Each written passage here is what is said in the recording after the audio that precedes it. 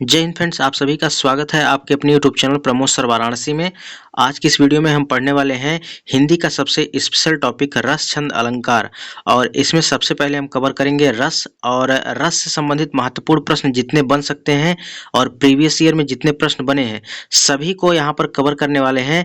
और सबसे पहले हम बेसिक कॉन्सेप्ट और ट्रिक को कवर करेंगे और इस वीडियो को देखने के बाद आपको कोई दूसरी वीडियो देखने की जरूरत नहीं पड़ेगी। इस वीडियो में हम टोटल सभी ट्रिक को कवर कर दिए हैं। तो चलिए स्टार्ट करते हैं वीडियो को। तो फ्रेंड्स, अगर चैनल पर आप पहली बार विजिट कर रहे हैं तो चैनल को जरूर सब्सक्राइब करिए, क्योंकि यहाँ पर आपको बिल्कुल टॉपिक वाइज हर एक सब्जेक्ट पढ़ाया जा रहा है और हिंदी सबसे पहले स्पेशल हम कवर करवा रहे हैं।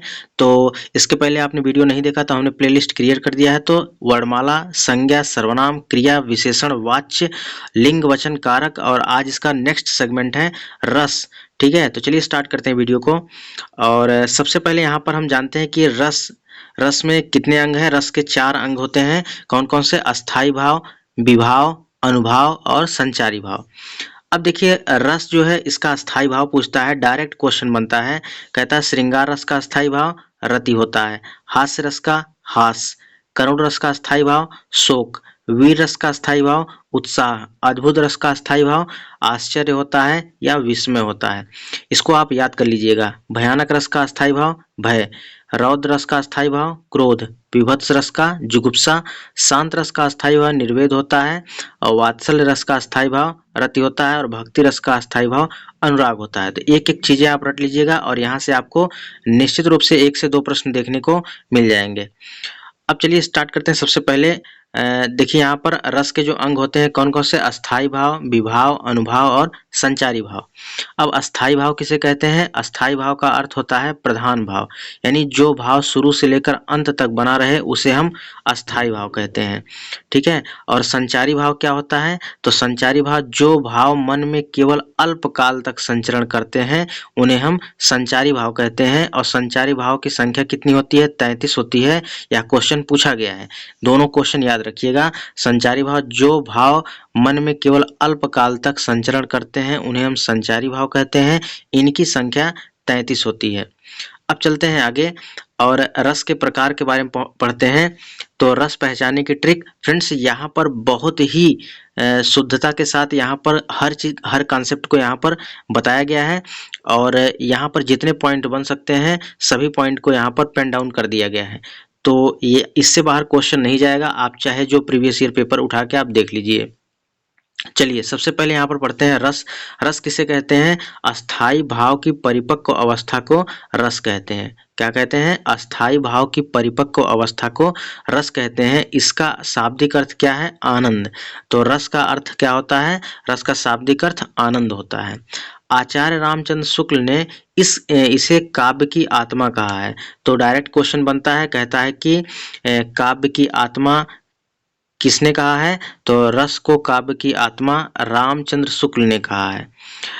इसे सबसे पहले भरत मुनि के द्वारा नाट्य शास्त्र में प्रयोग किया गया था। किसमें? नाट्य शास्त्र में प्रयोग किया गया था। इनके अनुसार रसों की संख्या 8 थी। किसके अनुसार पूछता है रसों की संख्या 8 थी? तो भरत मुनि के अनुसार रसों की संख्या 8 थी।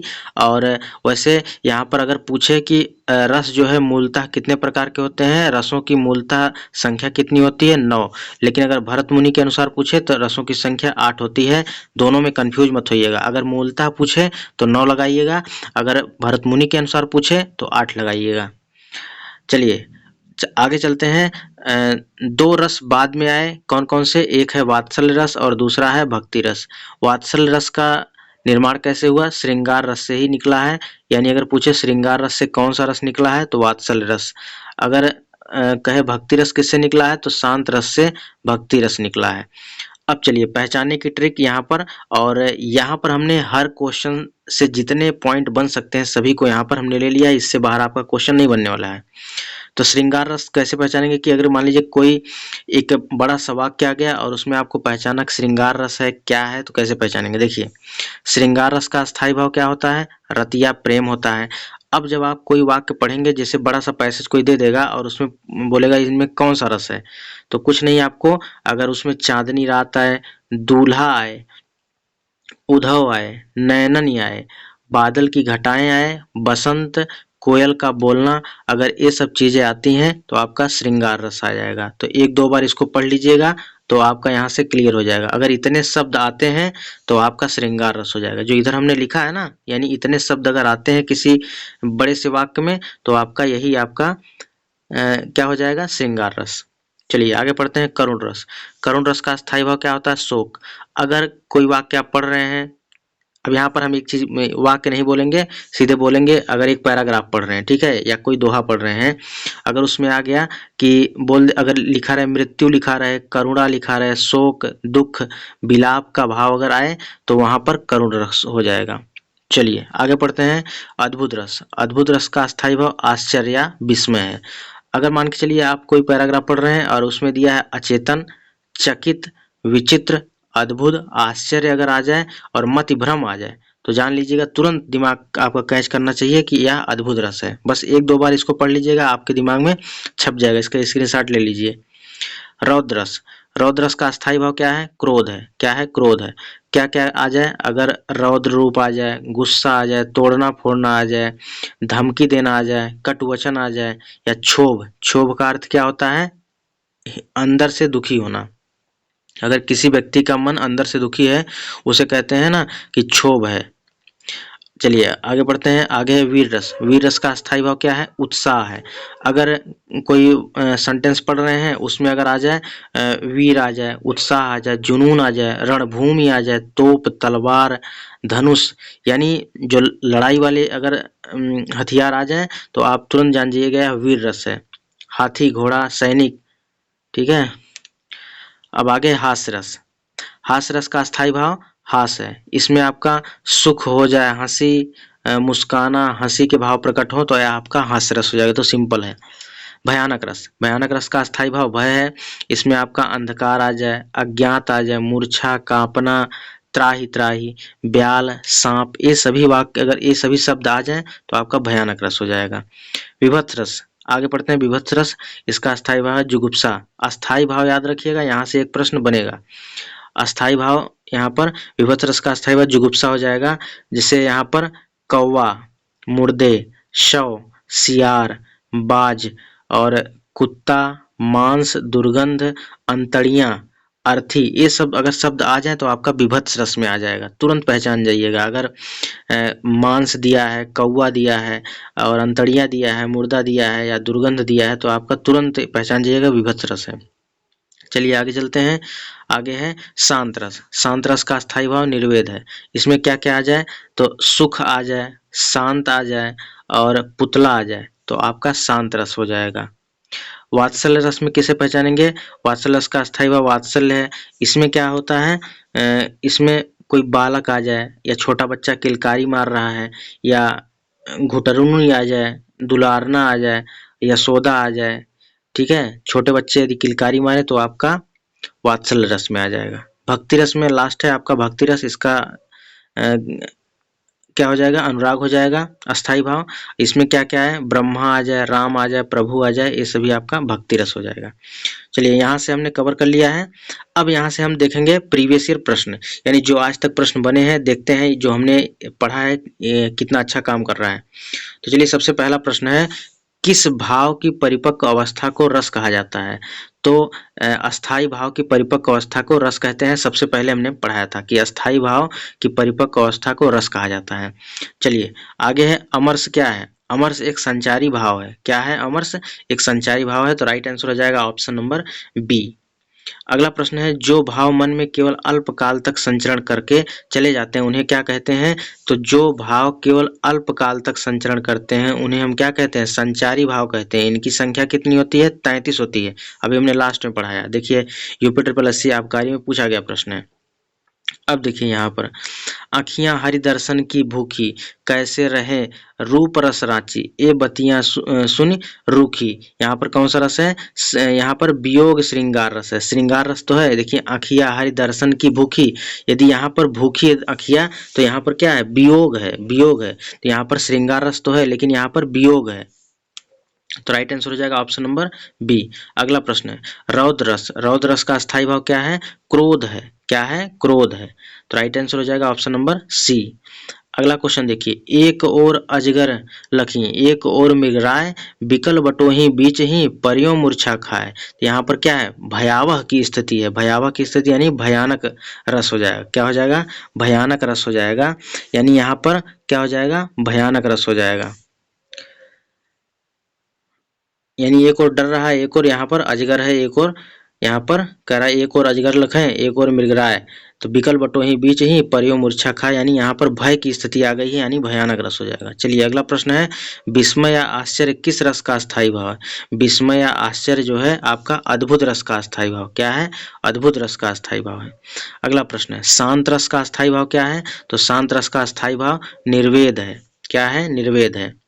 अगला प्रश्न है, मन रे तन कागत का पुतला, लागे बूंद बिनस जाए छिन में, गर्व करें क्या इतना। अब देखिए पुतला आ गया ना, पुतला हमने बताया था कि अगर पुतला आ जाए तो आपका शांत रस में हो जाएगा। क्या हो जाएगा, शांत रस में। तो कबीरदास जी कह रहे हैं कि अरे मानव, तू अपने तन पर इतना गुमान क्यों कर रहा है? ये तो कागज के पुतले के समान है, इस पर अगर थोड़ा सा पानी अगर डाल दिया जाए तो ये आपका तन जो है गल जाएगा। ठीक है, तो यही कह रहे हैं, मन रे तन कागज का पुतला, लागे बुध बिनस छाए जिन में, गर्व करे का इतना। तो यहाँ पर पुतला आया है, इसकी वजह से यहाँ पर क्या हो जाएगा, शांत रस हो जाएगा। चलिए आगे चलते हैं। कह रहा है, किस रस को सभी रसों का अधिपति माना जाता है? तो श्रृंगार रस को सभी रसों का अधिपति माना जाता है, श्रृंगार रसों का राजा भी कहा जाता है। अगला प्रश्न है, भरत के रससूत्र में किसका उल्लेख नहीं है? तो भरत के रससूत्र में अस्थाई भाव का उल्लेख नहीं है, याद रखिएगा, ये इंपॉर्टेंट है। भरत के रससूत्र में अस्थाई भाव का उल्लेख नहीं है। अगला प्रश्न है, संचारी भाव, हमने सबसे पहले ही बता दिया था संचारी भावों की संख्या कुल कितनी है? संचारी भावों की संख्या कुल 33 है। कितनी है भैया? 33 है। तो राइट आंसर हो जाएगा ऑप्शन नंबर सी। अगला प्रश्न है, वाक्य रसात्मक काव्यम कहने वाले आचार्य कौन थे? ये विश्वनाथ थे। कौन थे भैया? विश्वनाथ थे। वाक्य रसात्मक काव्यम कहने वाले आचार्य विश्वनाथ थे। अगला प्रश्न है, क्रोध किस रस का स्थायी भाव है? क्रोध किस रस का स्थायी भाव है? तो यह रौद्र रस का स्थायी भाव है। चलिए अगला प्रश्न है, जहाँ तहाँ मज्जा मांस, रुधिर लख परत बगारे, जित जित झिटके हाड़ से, तू कहूँ कहूँ रत्नारे। तो यहाँ पर क्या हो जाएगा, विभत्स रस हो जाएगा। हमने बताया था कि जहाँ आपको मांस दिख जाए, ठीक है, मांस दिख जाए, कौवे दिख जाए, सौ दिख जाए, सियार दिख जाए, आपका क्या हो जाएगा, विभत्स रस हो जाएगा। तो राइट आंसर हो जाएगा ऑप्शन नंबर ए। अगला प्रश्न है, केशव कही ना जाय का कहिए, देखत तब रचना, विचित्र अति समुझ मन ही मन रहिए। तो यहाँ पर कौन सा हो जाएगा, अद्भुत रस हो जाएगा। क्या हो जाएगा, अद्भुत रस हो जाएगा। चलिए अगला प्रश्न है, अगला प्रश्न है कि वीर तुम बढ़े चलो, धीर तुम बढ़े चलो, सामने पहाड़ हो कि सिंह की दहाड़ हो। कौन सा रस है? तो इसमें क्या है, उत्साह रस है, यानी वीर की बात कह रहा है ना। तो वीर तुम बढ़े चलो, धीर तुम बढ़े चलो, सामने पहाड़ हो कि सिंह की दहाड़ हो, यहाँ पर उत्साह रस है। चलिए अगला प्रश्न है कि माधुर्य गुण में वर्जन है, माधुर्य गुण में वर्जन कौन सा है? आपका टा, ठा, डा, ढा एवं समास युक्त रचना, ये सभी माधुर्य गुण में आते हैं, याद रखिएगा, इंपॉर्टेंट है।